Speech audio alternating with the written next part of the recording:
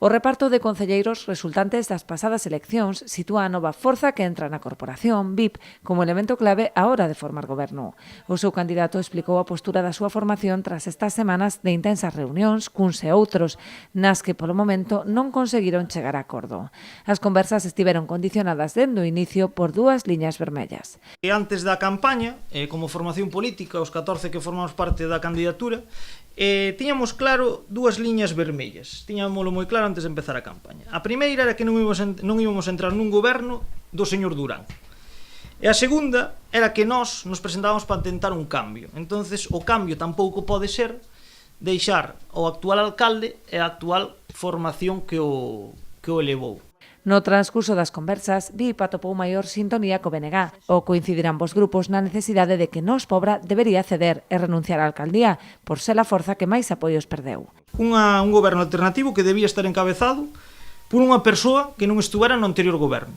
É dicir, tanto o primeiro como o segundo, é dicir, o alcalde e tenente alcalde dese goberno tiña que ser xente que non estuvera no anterior goberno. Isto foi unha das principais condicións, digamos, desta proposta, porque así o consideramos, eso sí é un cambio. Os primeiros que nos respostan é o BNG, o día 6, por chamada telefónica, donde nos din que, bueno, comparten o plantexamento que nos facemos na proposta, non en si a proposta ao 100%, bueno, pois nós o xoves 8, en base ao que eles nos transmiten, lle mandamos outra proposta, o que ven sendo ao BNG.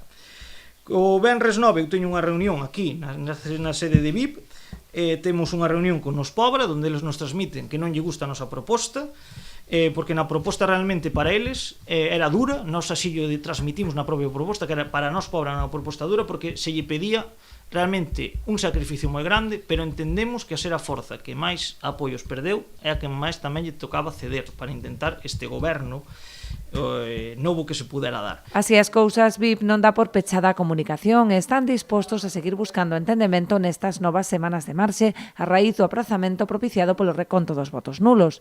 De non chegar a entendemento, votaránse a si mesmos no pleno de investidura, facilitando que goberne a lista máis votada.